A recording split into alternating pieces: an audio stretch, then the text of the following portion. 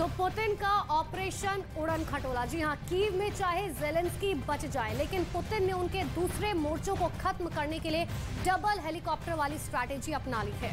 और ये double helicopter Zelensky के अब एक ऐसे डिफेंस सिस्टम को ठप कर देगी जिसके बाद ज़ेलेंस्की की मुश्किलें और ज्यादा बढ़ सकती हैं।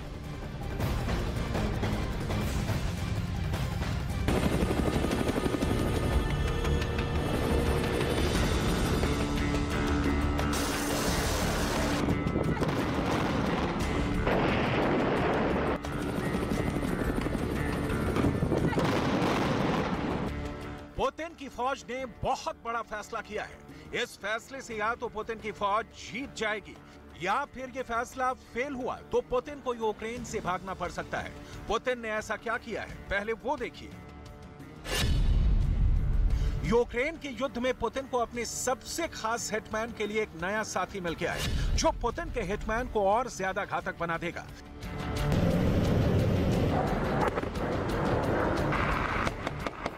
इस बात को समझने के लिए पुतिन का यह हेलीकॉप्टर मिशन देखिए, क्योंकि इसी में पुतिन का नया कारनामा छुपा हुआ है। इन हेलीकॉप्टर्स को लेकर पुतिन ने अपने रक्षा मंत्री सर्गेई शोइगु के फीडबैक पर काम किया है।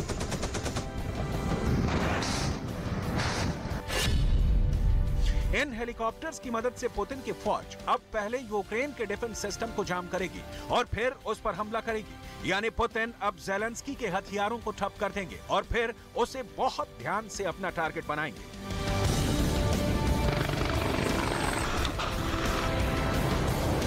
ऐसा पुतिन कैसे करेंगे, पुतिन कौन सा जैमर लाए हैं, इन सब की डिटेल देखेंगे तो आपको पता चल जाएगा कि पुतिन की स्ट्रेटजी बहुत खतरनाक है और ज़ेलेंस्की के सामने अब बहुत बड़ी चुनौती है। देखिए पुतिन के 2 हेलीकॉप्टर जो पुतिन की नई रणनीति में इस्तेमाल किए जाएंगे।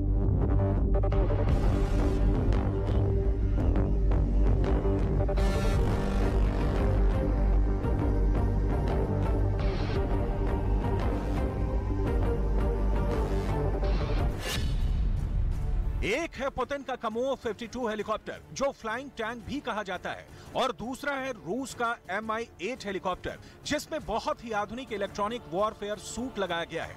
आप इसे पुतिन का ड्रैगन प्लान कह सकते हैं, जिसमें पुतिन के 2 हेलीकॉप्टर मिलकर यूक्रेन की फौज पर हमला करेंगे।